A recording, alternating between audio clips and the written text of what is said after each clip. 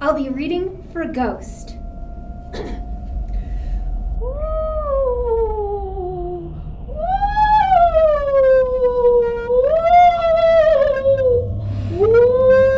Okay, I'm gonna have to stop you right there.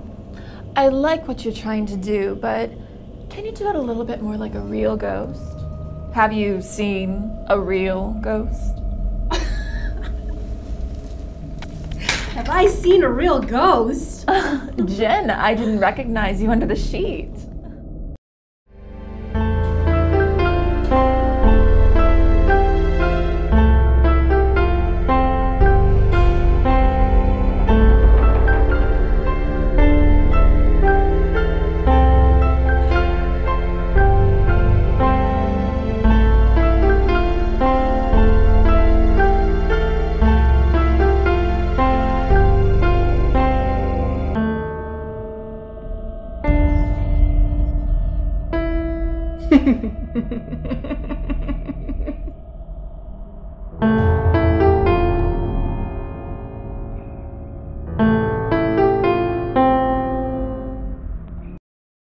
Tell me more.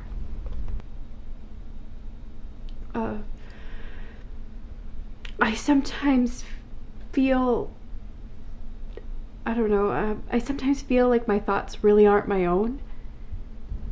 Exhaustion can play tricks on the mind. I wake up to a new one of these at least once a week. Ugh.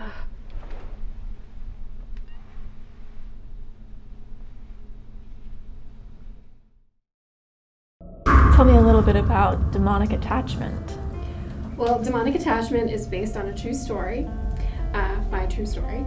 And it's about a woman who, after seeing countless doctors without getting any answers for her illness, turns to her last resort, which happens to be a therapist. And they find out that she's got this demonic attachment, but they find it in a different way than how normal ghost stories are told. So, well, naturally, every time that I get sick, I'm pretty sure I'm possessed in some way. Tell me about your most terrifying experience. I do suffer from night terrors, and they always seem to be about spiders. So most of the time, like when I'm trying to sleep, I'll wake up, my heart's palpitating, and I'm scared to death. But something just happened to me this morning. I was sleeping, and around 5:45 in the morning, I started to wake up, and I kind of felt something touching my hair. And so I just kind of brushed it, and I thought maybe I was dreaming. And so I tried to go back to sleep, and it happened again. And so I kind of like brushed it really quickly, and then all of a sudden this beetle bug, like it was big size, fell onto my shoulder, and I brushed it off, and then he disappeared. So right now I have no idea where he is in my apartment, but he's somewhere, and I'm really scared to find him. That's adorable. Do you have a favorite kind of haunting, like a poltergeist, a demon, just a spirit in general? Well, I love apparitions. I like ghosts. Demons are fascinating, hence demonic attachment. I would say demons really freak me out. I mean, especially if they are imposing themselves as like a child, and you hear like child giggles and stuff. That's pretty freaky. Yeah, they have those stunning black eyes, though. I mean, they really shine in the light. Don't you agree? Absolutely, they totally do. Actually, now that I think about it, they're kind of like beetles. They are. Right? That's probably why I freaked out this morning. So, haunted house. Where exactly was this? Yes, demonic attachment is based on the haunted house that I grew up in. I grew up in a small town right next to Salem called Danvers, and it was a couple blocks away from the Rebecca Nurse house, where Rebecca Nurse was the oldest woman to be hanged as a witch. And so the information that I've gotten on the house doesn't really pertain to the Salem witch trials because it happened in the 1692, whereas the house that I grew up in was built in 1865. So there's some years in between, but there are definitely spirits still hanging out there. Yeah. Yeah, especially because a lot of death soaks into the earth, and that can affect the ley lines and the energies. Yes, it can. Yes, so all those witches dying, especially since they were supernatural beings, could have an effect.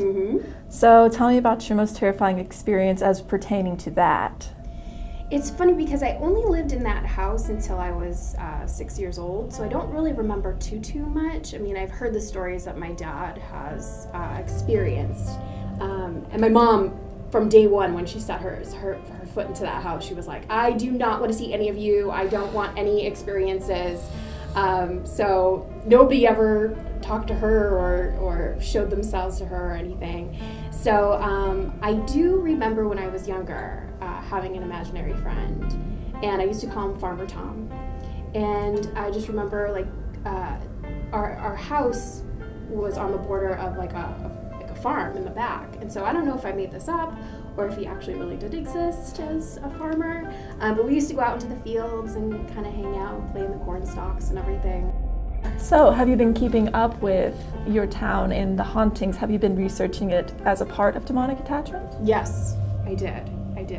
I did a lot of more research on attachments, demonic attachments, hauntings and all that kind of stuff, but there is a lot of the witch or Wiccan religion involved in the film. So it's very interesting you distinguished witch from Wicca, because a lot of people do not understand that. No, they don't. Would you like to explain that to me a bit? Well, I from the research that I've done, Wicca, or being a Wiccan, is more of a positive energy. It's more of a positive religion. Some call it a religion, you know, involved in covens. And they just spread positivity about nature and towards other people. They never really bring evil in. And so we decided to take a more positive route with the Wiccans in the film, as opposed to having a big wicked witch with a green face, you know. So. As a female fear maker, how does that feel, especially in such a field dominated by men? It's really funny. I never really thought of it as that way. I just wanted to be a part of the crew. I mean, I find that the horror community is so supportive and really uplifting, and I haven't had anybody be negative or anything like that. I guess I never really thought of it. I just kind of always thought of me as just one of the horror crew people. So I guess I'm excited. I know that our film is a little bit different because we are an all-woman cast, so I am really excited to bring that out. That's very good, especially since Wicca, that's a female thing. You don't see male Wiccans. Not too many. I mean, I know in Salem there are a few that stand out, but yeah, not too many. It's usually women. Yes. Who is your favorite fear maker? I love James Wan and Lee Wineau. I love those guys. When I first saw Saw, I was just really drawn in. And I have to say, my heart will always belong to Alfred Hitchcock. I could watch Psycho over and over and over and over and over again. I just think it's a timeless piece, and it's always really interesting, and you always find new little things that he was trying to expose or show or kind of fool the camera or the audience or all that kind of. Thank you so much, Jen. You've really helped me add to my flagon. Oh, my pleasure. Thank you so much for having me. It was a fantastic experience. Good to hear. Oh, take your sheet and your chain with you. Oh, you know what? It really doesn't go with my ensemble, so you keep it for your next monster mash. You know, my birthday is coming up. My last apprentice never even got me a present. I'm sure you won't make the same mistake.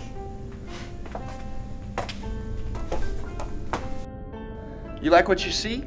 Click my face to subscribe to our YouTube channel. Or if you want more information about our feature episode, join us at weareindiehorror.com. And always remember, keep the fear alive.